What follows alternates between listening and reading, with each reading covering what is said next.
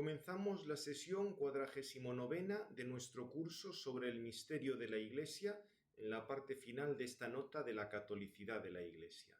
En el nombre del Padre, del Hijo y del Espíritu Santo. Amén. Sancta María, sede sapientiae, ora pro nobis. En la sesión anterior habíamos visto la cuestión de la catolicidad con el tema de la misión, la expansión de la Iglesia, las formas de pertenencia a la Iglesia, y nos quedaba ya este punto que sería casi más de moral social que de eclesiología, pero por lo menos vamos a decir algunas cosas para situarlo un poco en el marco de la nota de la catolicidad. Como os digo aquí al principio, el tema de las relaciones entre la Iglesia y el Estado, o mejor, de manera más amplia, Iglesia y sociedad, porque Estado es una determinada forma de organizar la sociedad. Digamos, se asocia mucho pues a las estructuras que vienen desde la Revolución Francesa. Antes de la Revolución Francesa había otras formas de organizar la sociedad, y esto ha variado muchísimo a lo largo de la historia, pero aquí, digamos, lo que sí tenemos que tener muy claro desde el principio es que con frecuencia se mezclan principios siempre válidos, situaciones contingentes y diversidad, pluralidad de soluciones prácticas. Vamos a decir algunas cosillas. Ante todo, algunas reflexiones históricas y textos magisteriales. Fijaos que cuando Abraham sale de Ur, o la huida de Egipto, el pueblo, primero Abraham y luego el pueblo de Israel, sale de unas civilizaciones que sacralizaban el poder civil. Fijaos que en Egipto los faraones tenían un carácter divino. De hecho, cuando en Israel hay reyes, y esto va a tener su complicación, siempre tendrán que estar sometidos a la palabra de Dios.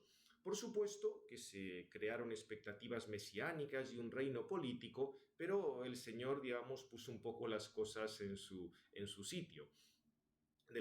Cristo, digamos, reaccionaba contra los que querían así un Mesías que les liberara del dominio romano y todo este tipo de cosas, y de hecho reconoció la legitimidad de los tributos al César. Dado al César lo que es del César y a Dios lo que es de Dios, entre otras cosas porque estaban aprovechando las muchas ventajas comerciales que daba el Imperio Romano. Y también previno a los discípulos de no querer mandar como déspotas, típico de situaciones mundanas. Lo que quedaba claro es que el reino de Dios no se podía identificar con una forma de Estado concreta, y Jesucristo rechazó que le quisieran hacer rey de esta manera. San Pablo, en la carta a los romanos, recordaba el origen divino de la autoridad, en el sentido de que la autoridad procede de Dios. O sea, no es que Dios hubiera nombrado al emperador, pero que hubiera una autoridad en la sociedad. Eso depende de la misma naturaleza humana creada por Dios, y por tanto tiene que darse una obediencia civil, hasta el punto de que se piden oraciones por los gobernantes, aunque San Pablo no desarrolla tanto qué hacer ante una situación de abusos de autoridad, que es lo que encontraremos en el Apocalipsis. Ahí aparece la persecución a los cristianos por parte de un Estado que se ha autodivinizado. Bien, a raíz de la llamada conversión del Imperio Romano, el emperador ya no se consideraba Dios, ni se consideraba el sumo sacerdote, pero las autoridades querían aceptar principios cristianos que reforzaban la sociedad, pero solo en parte. Se mantuvo la esclavitud, se mantuvo el divorcio, o sea que, como veis, sí era una conversión, pero solo en algunos puntos. La misma enseñanza cristiana sobre la familia o el trato moderado a los esclavos ayudaba mucho a la cohesión social. Fijaos que si esa aceptación de determinados principios cristianos se hubiera llevado a las últimas consecuencias, en realidad solo habría quedado la alternativa para los que vivían allí, o convertirse o ser expulsados. Lo que pasa es que, diríamos, aquí siempre se acabó llegando pues a situaciones de diversos compromisos. En todo caso, la situación de la Iglesia al comienzo fue de una gran sorpresa, porque pasaba de verse perseguida a ser un elemento necesario de la organización del poder civil. E incluso los obispos tenían algunos poderes civiles. Esto lo cuenta San Agustín. Le correspondía hacer un poco como de juez de paz, o tener que tratar con algunos dignatarios imperiales. Esto a San Agustín le fastidiaba porque le impedía pues leer la Sagrada Escritura, estar estudiando, preparar la predicación. Ahora, había otros obispos que esto les volvía locos. O sea, esto además es un ejemplar que no está en peligro de extinción. Estaban con lo más que podían en el emperador, viéndole, pidiéndole cosas, codeándose con la aristocracia. O sea, de eso siempre ha habido. Cuando luego llega el feudalismo y los lazos personales se aseguran mediante el acto religioso de juramento, la situación todavía, digamos, se complica más, se mezclan más ambos, digamos, cuestiones religiosas y cuestiones civiles. No es que el magisterio de la Iglesia identificara a la Iglesia y el imperio, ¿eh? Recordad lo que vimos ya del Papa Gelasio, marcaba claramente las diferencias. Lo que pasa es que era una sociedad que se basaba en la religión cristiana con sus consecuencias. Entonces, obviamente, si en ese contexto un rey se opone a la religión católica y era excomulgado, es evidente que los súbditos no podían seguir obedeciéndole. Esto es claro. Tal situación podía llegar a hacer pensar a algunos que incluso el poder temporal venía del Papa. Pero, digamos, y algunos citan pues algún texto de San Gregorio Magno, de Inocencio III, o la bula Unam Sanctam de Bonifacio VIII para decir que había esos planteamientos teocráticos que el poder civil venía del Papa. Pero acordaos cuando leímos la misma carta de Bonifacio VIII, decía que él no era tan tonto como para confundir el derecho civil y el derecho canónico, que eran cosas distintas y que él no quería sustituir al rey de Francia, sino decirle al rey de Francia que no metiera las narices en los asuntos de la Iglesia en Francia. Con lo cual, como veis, era una situación compleja, tenía sus ventajas, porque, digamos, estaba la Iglesia y lo cristiano perfectamente imbricado en la sociedad, pero el aspecto de libertad y voluntariedad de la religión no quedaba muy claro. Atención, no es que no existiera, por supuesto que la mayor parte de la gente era cristiana porque quería, pero como ya era una cosa que venía dado, era simplemente como un dejarse llevar. Por supuesto que se mantenía el principio típicamente cristiano de que no se podía forzar a nadie a abrazar la fe. Por ejemplo, no era lícito bautizar a los niños judíos contra la voluntad de sus padres. Eso estaba clarísimo. Ahora, el problema es que si había una desviación de fe declarada por la Iglesia, como para la autoridad civil la fe era parte del ordenamiento constitucional, por así decir, el apartarse de la fe o el atacar la fe sería como atacar la manera de que estaba constituida la sociedad, y eso se le aplicaba una pena que a veces incluso podía ser la pena de muerte. Fija, pensad que en aquella época la pena de muerte se aplicaba hasta para robos que hoy no consideraríamos robos mayores. O sea que diríamos este era un poco el problema, que al ver la fe como algo constitutivo de esa sociedad, un ataque contra la fe era como un ataque contra elementos constitutivos y por tanto había que aplicar una serie de penas que había en la sociedad. A partir de la Ilustración, cada vez se quiso secularizar completamente la sociedad, con lo cual diríamos, más que de una legítima autonomía, en el fondo lo que planteaban los ilustrados era un intento de religión de Estado racionalista, como se vio en la Revolución Francesa. O sea, ahí no querían la separación de la religión y la organización civil, no, ahí querían aplastar la religión o sustituir la Iglesia Católica por una religión racionalista hecha a su modo. O sea que, diríamos, no es que fueran unos abanderados de la libertad de religión, no, querían sustituir la religión que había por otra que se inventaran ellos. Como mucho la religión católica quedaría como algo meramente tolerado y puramente privado. Claro, las condenas de Pío IX que ya vimos a estos principios son claros y veis que el punto de partida siempre era el indiferentismo. León XIII recordaba que si el Estado tenía que tutelar el bien común, también tenía que tutelar el bien común religioso. Lo que pasa es que, fijaos que realmente la novedad aquí estaba en esta noción de Estado omnipresente que tenía que abarcar todo, porque en la Edad Media o en la época posterior, en el Renacimiento, había unas instituciones del poder civil, pero había pues diversas organizaciones en la sociedad, multitud de instancias intermedias. Ahora más bien parece que es que todos tenían que responder directamente al Estado, que claro, como instancia única tendía siempre a autodivinizarse. Esto es perfectamente claro. Por eso, si el Estado tenía que estar presente en todo y el Estado tenía que manifestar la religión, tendría que ser la religión verdadera, la católica. La cuestión todavía se complicó más por los ataques que sufrió el Papa en sus territorios. Es cierto que el gobierno de los estados pontificios era como poco mejorable, por decirlo suavemente, pero diríamos era lo que aseguraba cierta independencia y autonomía del Papa. Y aquí se mezclaron cuestiones de tipo necesario. El Papa tenía que ser independiente respecto a los gobernantes temporales, con otras contingentes. El tener que ser gobernante de un Estado italiano relativamente amplio.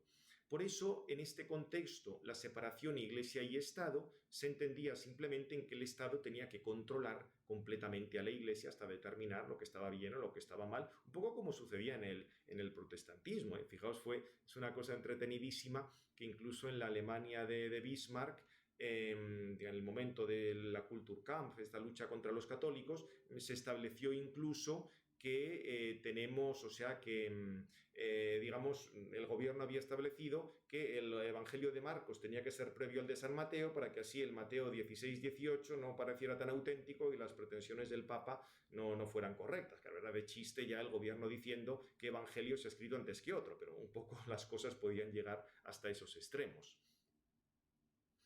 Los avatares de los tiempos pues fueron, digamos, hicieron que las cosas se fueran precisando cada vez más y fue interesante un discurso de Pío XII del 53 donde recordaba que el poder del Estado deriva del derecho natural, mientras que el poder eclesiástico deriva de un acto positivo de Dios con un fin superior. Por supuesto que no se opone al carácter social del hombre ni a otras formas de organización social, pero quedaba claro que la Iglesia tiene unas características propias y distintas de las que tiene el Estado u otras formas de organización social. En el Concilio Vaticano I ya hablamos que había toda una serie de proyectos de hablar sobre la Iglesia y demás. En el esquema sobre la Iglesia había un capítulo 13 donde se quería tratar la cuestión de que la Iglesia tiene un influjo benéfico en la sociedad, ayuda a fortalecer la autoridad, que es el fundamento de la sociedad. Fijaos, digamos, este interés siempre por la autoridad en ese contexto. La autoridad como servicio a la justicia, la acción cristiana de políticos católicos. O sea que, diríamos, ya se trataba de ver un poco cómo se podían acordar los diversos asuntos en ese contexto. Si nos queremos quedar con la enseñanza actual de la Iglesia en este punto, la relación entre Iglesia y sociedad, la verdad es que está muy lograda en estos puntos del Catecismo, del 1897 al 1927, y sobre todo el tema del deber social de la religión, del 2104 al 2109. Estos textos son como una relectura o un extractar los puntos esenciales de la Declaración del Vaticano II, Dignitatis Humanae, que, digamos, pueden ayudar a hacer una lectura como más completa. Fue muy interesante, es una lástima que no lo publicara la Congregación de la Fe, aunque luego se hizo público en las primeras discusiones o diálogos que tuvo con Monseñor Lefebvre, con la Congregación de la Fe, antes de la ordenación famosa de aquellos obispos y de aquella ruptura. Hubo una serie de diálogos donde él presentó unos dubia acerca de si había continuidad, no había continuidad entre la Dignitatis Humanae del Vaticano II y el magisterio anterior. Se le respondió en un texto bastante amplio que está muy bien porque se ve en qué aspectos hay continuidad, en qué aspectos no lo hay, aunque eso desgraciadamente no debió ser un documento oficial, no se hizo público, pero tiene reflexiones muy interesantes. Básicamente las ideas de fondo las tenéis en el texto del Catecismo, estos que estoy citando. Se recuerda el punto primero de la Dignitatis Humanae. Todos los hombres están obligados a buscar la verdad, sobre todo en lo que se refiere a Dios y a su Iglesia, y una vez conocida, a abrazarla y practicarla. Y además, este deber depende de la misma naturaleza, y esto no quiere decir que no se respete, no haya un sincero respeto a otras religiones. Y que este deber de rendir a Dios un culto auténtico corresponde al hombre tanto de manera individual como de manera social. O sea, aquí recuerda la doctrina tradicional católica sobre el deber moral de los hombres y de las sociedades respecto a la religión verdadera y a la única Iglesia de Cristo. O sea, esto es el primer número de Dignitatis Humanae. Habla de que la evangelización pues trata de extenderse a todos los ámbitos, el deber social de los cristianos de suscitar el amor a la verdad y el bien, por supuesto recordando que el culto a la única verdadera religión que subsiste en la Iglesia católica, o sea, digamos cosas que ya nos han ido apareciendo. Se cita la Immortale Dei de León XIII o de Pío XI la Carta Quas Prima sobre Cristo Rey, o sea, diciendo este papel que debe tener Cristo en la sociedad. Ahora, esto a la vez hay que, digamos, mantenerlo con la no obligatoriedad a que una persona actúe contra su conciencia. O sea, diríamos, la libertad civil en ámbito religioso quiere decir que el poder civil no puede obligar a alguien a actuar contra su conciencia en materia religiosa, ni se le impida que actúe conforme a ella, pública o privadamente, solo o asociado, dentro de los debidos límites. Y dice que este derecho se funda en la naturaleza misma de la persona humana, cuya dignidad le hace adherirse libremente a la verdad divina que trasciende el orden temporal. Dice, por eso permanece aún en aquellos que no cumplen la obligación de buscar la verdad y adherirse a ella. O sea, en el sentido de que no es que el error tenga, porque aquí se simplificó mucho las cosas diciendo solo la verdad tiene derechos, el error no tiene derechos. Bueno, vamos a ver, los derechos son de las personas. Y por tanto, el derecho es que la persona no se vea coaccionada en este campo. ¿Hasta qué punto este derecho tiene unos límites o no? Ahí diríamos eso es una cosa que se va a discutir y se trata también. Dirá que es perfectamente legítimo que alguna comunidad religiosa tenga un especial reconocimiento civil dentro del ordenamiento jurídico de la sociedad, respetando el derecho de los otros. Esto en la carta aquella que os comenté de la Congregación de la Fe, se decía que en el caso de países de mayoría católica, diríamos, les correspondería este punto 6 de Dignitatis Humanae, pero también el punto 1, en cuanto que hay una obligación de todos los hombres y las sociedades de volverse hacia Dios y por tanto tendría que tener un especial reconocimiento. Pero en países, pensad por ejemplo, de mayoría musulmana, pues es legítimo que tenga un reconocimiento siempre y cuando, repito, eso no suponga el acabar o el machacar a los contrarios. Por eso el derecho a la libertad religiosa no es ni la permisión moral de adherirse al error, o sea, no es que da igual una religión que otra o una doctrina que otra, ni un supuesto derecho al error, no existe un derecho al error, sino un derecho natural de la persona humana a la libertad civil, es decir, a la inmunidad de coacción en los justos límites en materia religiosa por parte del poder político. Y este derecho natural debe ser reconocido en el ordenamiento jurídico de la sociedad de manera que constituya un derecho civil. Por supuesto que el derecho a la libertad religiosa no puede ser de suyo ni limitado solamente por un orden público concebido de manera positivista o naturalista, no. Digamos, los justos límites deben ser determinados para cada situación social por la prudencia política, pero según las exigencias del bien común, que esta es la clave, ratificados por la autoridad civil y conforme al orden objetivo moral. O sea, por ejemplo, en una comunidad religiosa no es que aquí nosotros practicamos la poligamia, no, pues mire usted, la poligamia va contra el orden objetivo moral y por tanto no, o sea, pues no, usted no puede con la excusa de tener libertad religiosa querer practicar la poligamia, por poner un ejemplo. Esto sería un poco así como una visión de conjunto de tanto brevísimamente de cuestiones históricas y de la enseñanza del catecismo. Si entramos en las reflexiones más sistemáticas, diríamos, la idea básica es que Dios como autor y Dios es autor y conservador de la naturaleza humana, una naturaleza que es sociable por sí, y en ese sentido Dios es la fuente primera y principal de todo poder político. Por eso, si hay algún poder político contra la ley de Dios, sería algo inicuo, inválido y no obliga. Diríamos ahí la ley natural, con la naturaleza humana, con sus derechos y deberes, pues muestran, serían un reflejo de esa ley de Dios, aunque esto está derivado, o sea, el principio último es el mismo Dios y esto se muestra luego pues en la naturaleza humana, en la ley natural, etc. La comunidad política o el pueblo tiene el derecho y el deber de organizarse en orden al bien común, tanto al bien común inmanente como al bien común trascendente, constituir formas de gobierno, designar a las personas que sea. Y esto, fijaos, brota de la misma naturaleza social del hombre, no es de un mero pacto social. Lo que es contingente es a quién se designe. Lo que pasa es que, bien, aunque sea contingente, pues ya más o menos se acepta que tal persona o que tales personas sean las que gobiernen y, digamos, estarían constituidas en ese poder.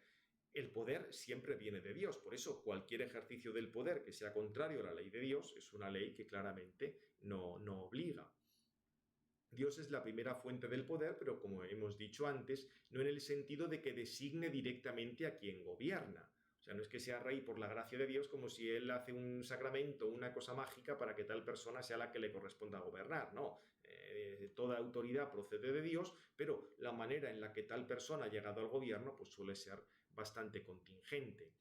Como os digo, luego aquí la determinación concreta de la forma de gobierno, estructura de la constitución política, forma de designación o elección de las personas, pues eso ya va a variar enormemente según las circunstancias. Y aquí aparecería todo el tema de la prudencia política, que para Santo Tomás era una virtud importantísima. Lo que pasa es que prudencia política es realmente prudencia, o sea, la recta ratio de las cosas que hay que hacer, no ni, digamos, ni meterse diríamos, a maquiavelismos ni cosas de ese estilo, o un relativismo. No, eso no es prudencia, eso es otra cosa.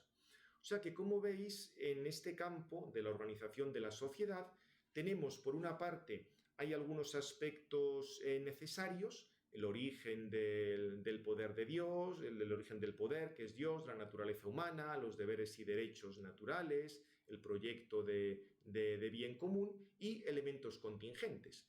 En unos sitios convendrá una cosa, en otros sitios convendrá otra, hay variedad de caracteres, de temperamentos. La idea, diríamos, esto nos recuerda un poco a lo que sucede con digamos, con el aspecto necesario y el aspecto libre del acto humano. En un acto humano libre antes hay esa búsqueda necesaria de la verdad, luego esa búsqueda necesaria de la felicidad. Ahora, ¿cómo se va a realizar eso? Pues ya va a depender de multitud de circunstancias. Habrá cosas que objetivamente no te van a llevar a la felicidad, pero dentro de las que lleven a la felicidad, pues digamos hay toda una serie de diversas matices, de variaciones de una persona u otra, etc. Todo eso se aplica también a la reforma y modificación del poder político, sea porque se ha desnaturalizado, porque han cambiado las circunstancias de un pueblo, en fin, lo que sea. Evidentemente, un elemento del bien común es el bien común religioso.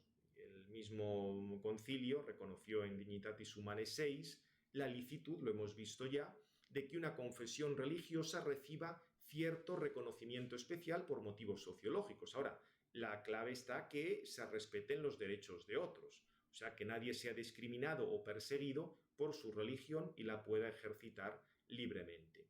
Lo que pasa es que todavía con más claridad, ya vimos en Dignitatis Humanes o en Dignitatis Humanae 1, se recuerda que permanece íntegra la doctrina católica sobre el deber de los hombres y las sociedades para con la verdadera religión y la Iglesia de Cristo.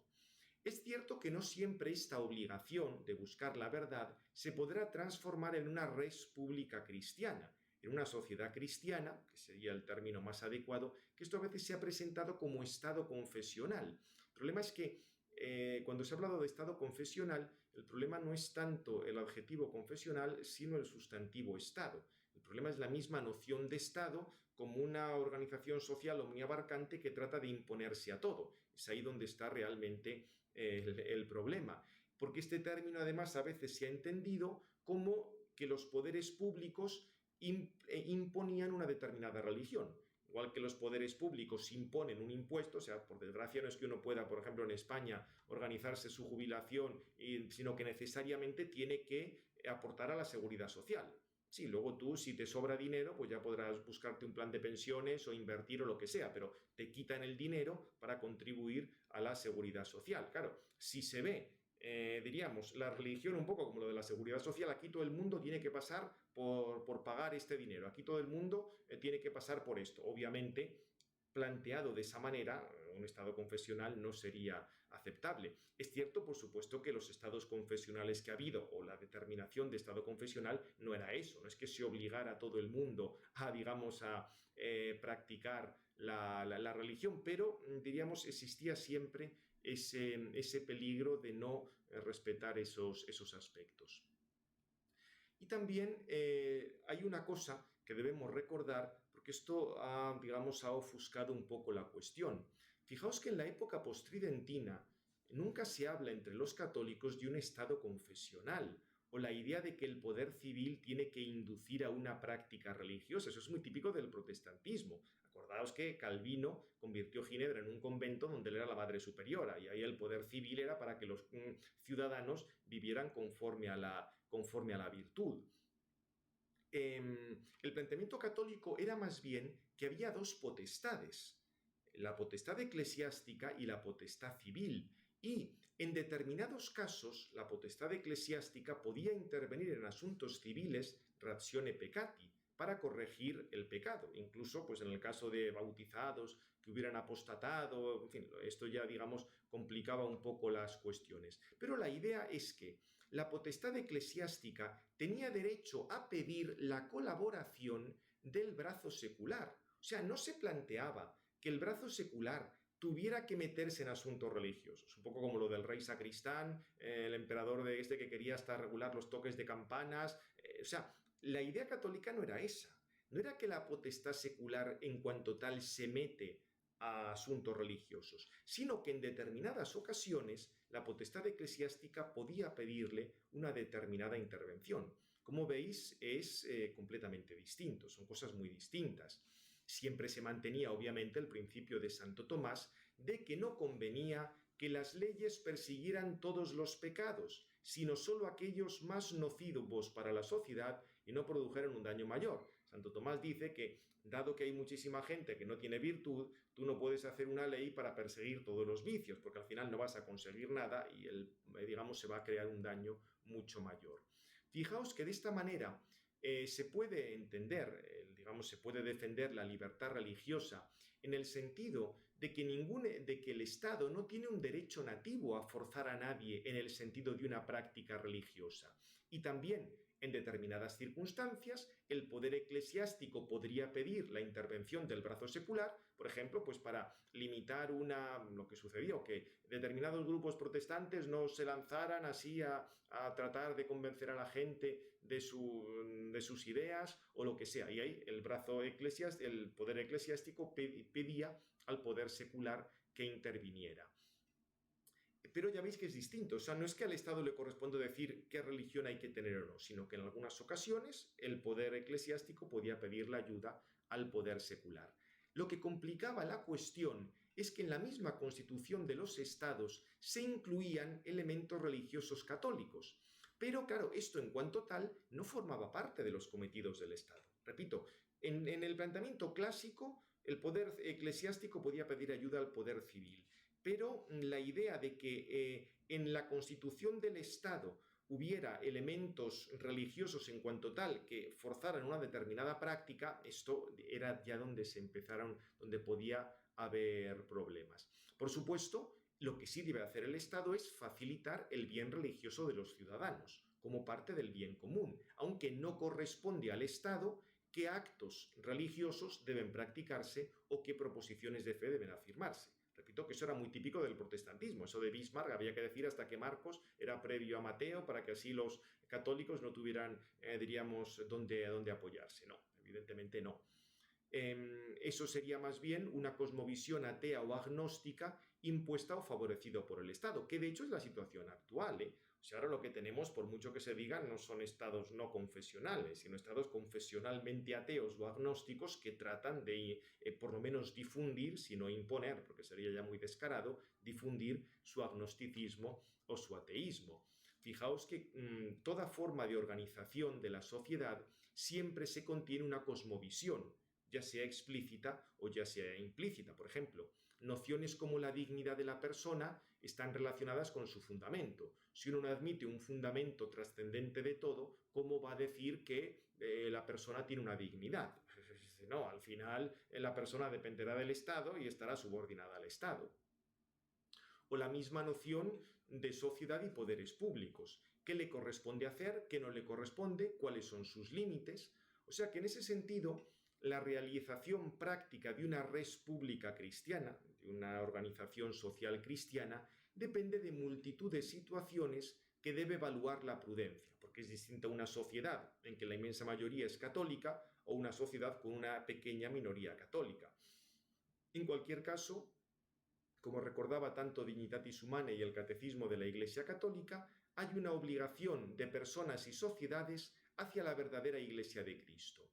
¿De qué manera se puede articular esto? Pues ya va a depender de multitud de circunstancias. Y por último, esto que tiene que quedar muy claro, el significado de libertad religiosa equivale a ausencia de coacción en la práctica de la religión y es algo del ámbito civil. No quiere decir ni que todas las religiones sean iguales o que sea indiferente la verdad o el error.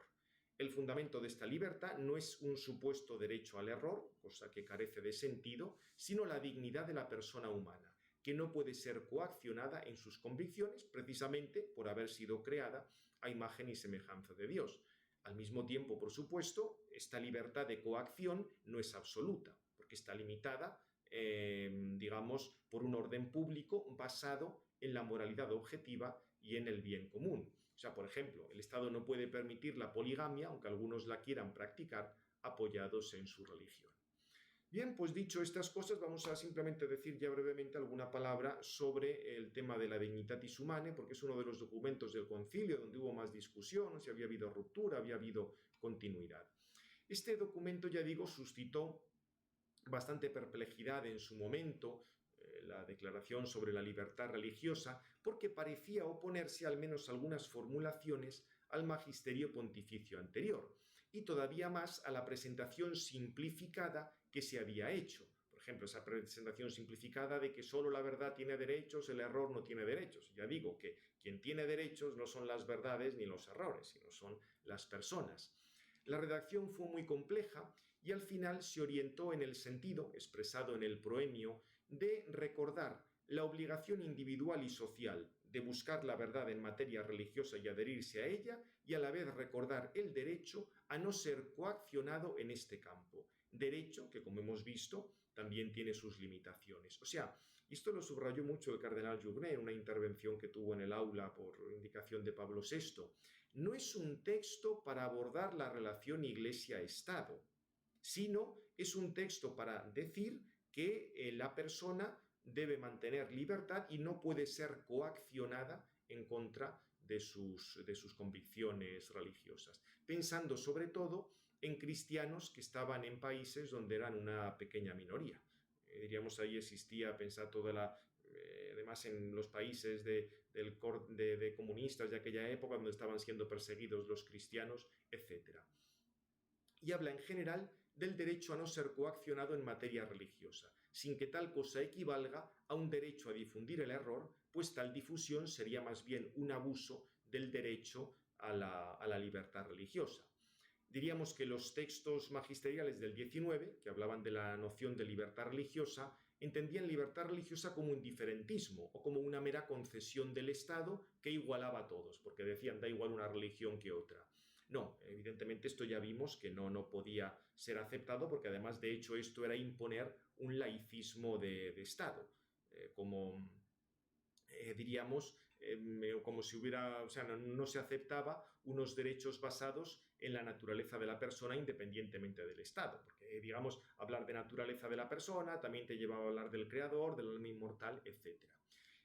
Por tanto, diríamos que si hay un punto de novedad en el documento este del Vaticano II, vendría de que en textos anteriores se había hablado de que el Estado tenía el derecho y el deber de reprimir el error en materia religiosa. Lo que hemos dicho antes, el poder eclesiástico podía pedir al poder civil que reprimiera a los que estaban difundiendo ese error. Pero ya los mismos pontífices, comenzando por Pío XII, habían dicho que en ocasiones había que renunciar a esa intervención. Acordaos de lo que decíamos de Santo Tomás. La ley no necesariamente tiene que castigar todos los males, sino solo aquellos que se ve que son más graves para una sociedad. El mismo Pío XII había dicho en el 53 que no había un precepto absoluto y universal que avalara esa intervención del Estado. Entonces, la evolución vendría, digamos, donde si hay evolución, sería al afirmar que el Estado no debe intervenir para impedir esos errores, al menos de una manera coercitiva. Este cambio puede resultar sorprendente, pero es posible, porque, repito, la iniciativa, digamos, de la intervención civil en este campo debe depender del poder espiritual, y el poder espiritual puede juzgar prudencialmente que en nuestros días es más conveniente no intervenir. Podemos discutir si ese juicio prudencial es correcto o no, igual que se puede estudiar si ante unos determinados males es mejor que sean castigados por las leyes o no, pero nos encontramos con una cuestión de tipo prudencial.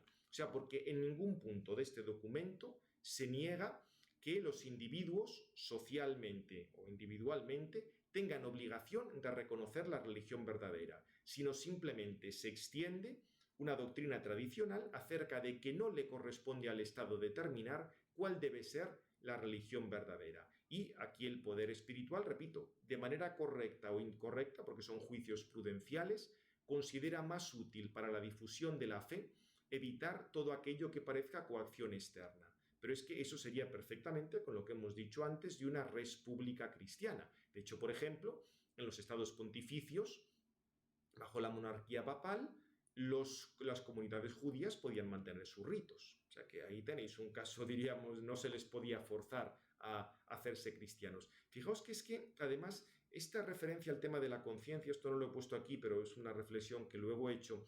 Fijaos que es más importante de lo que parece, porque uno puede decir, bueno, pero en el tema del robo no es cuestión de respetar o no la conciencia de otro, es que, diríamos, tú no puedes quedarte con los bienes de otra persona. Sí, pero es que fijaos que en el caso de la virtud de la religión, tú no puedes dar un culto a Dios si no estás convencido que le estás dando un culto a Dios, y no sería una cosa puramente exterior y puro fariseísmo. O sea, así como en el robo se cumple con la virtud de la justicia si cada uno recibe lo suyo y se incumple la virtud de la justicia si uno no recibe lo suyo, en el caso de la virtud de la religión no basta realizar una serie de actos públicos, sino que tiene que haber previamente una convicción, digamos un deseo interior, un acto interior, y sin eso no se estaría cumpliendo esa virtud de la religión. Por eso es distinto el caso de la religión y el caso de otro tipo de actos. Aunque, repito, todo esto hasta qué punto digamos, deben tolerarse unas cosas u otras, entraba ya dentro de esa, digamos, de ese juicio prudencial. Es también curioso, por ejemplo, que en la Caritas in Veritate de Benedicto XVI presentará algunos principios típicos de la res pública cristiana, cuando dice que no todas las religiones pueden tener la misma consideración ante el Estado y que ese discernimiento se debe realizar en la caridad y en verdad. De ahí el Papa Benedicto XVI se refería a la religión revelada, habla de que la razón política tiene que ser purificada por la fe, con lo cual se cierra la puerta a una interpretación de la libertad religiosa en clave de indiferentismo. Y luego, por supuesto, está todo el tema de los valores no negociables de los que hablaron Juan Pablo II y Benedicto XVI. Hay una carta además de la Congregación de la Fe del 2002 sobre la obligación de los cristianos en política en este campo. Fijaos incluso que la misma expresión sana laicidad, que el primero que la emplea es Pío XII, de hecho tiene su matiz confesional, porque hablar de sana laicidad solo tiene sentido si se distingue un ámbito natural y otro ámbito sobrenatural, cosa que es típicamente cristiana. ¿Por qué? Si tú no reconoces el ámbito de lo divino, el ámbito de Dios o el ámbito de lo sobrenatural, el César va a tender a ocupar todo, a considerarse divino, ya sea de manera religiosa como en la antigüedad, ya sea de manera agnóstica como en nuestros días, pero siempre se presentará como una instancia última y absoluta. Bien, con esto no es que, digamos, hayamos solucionado todas las cuestiones de este tema, que es muy complejo, pero creo que hemos ofrecido una serie de principios que pueden ayudar para explicarlo.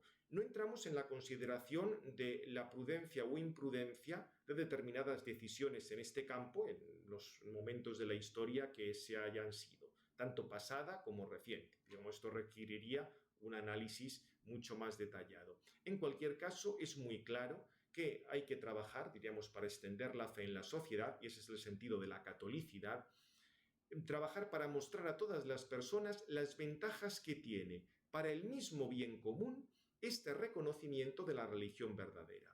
Pero claro, esto también requiere superar las acusaciones que por desgracia a veces tienen su fundamento de que una sociedad cristiana sería o reconocer el aspecto religioso del bien común era simplemente algo que estaba a favor del interés personal del clero, en especial del alto clero, porque tenían no sé qué privilegios. No, o sea, evidentemente, el que la fe cristiana tenga esa fuerza en la sociedad no se puede identificar con que los obispos tengan chofer del gobierno, cosa de ese estilo, no, o sea, tiene que ser algo completamente distinto y no se puede identificar, como por desgracia a veces sucedió, con determinados privilegios de algunas personas en la Iglesia.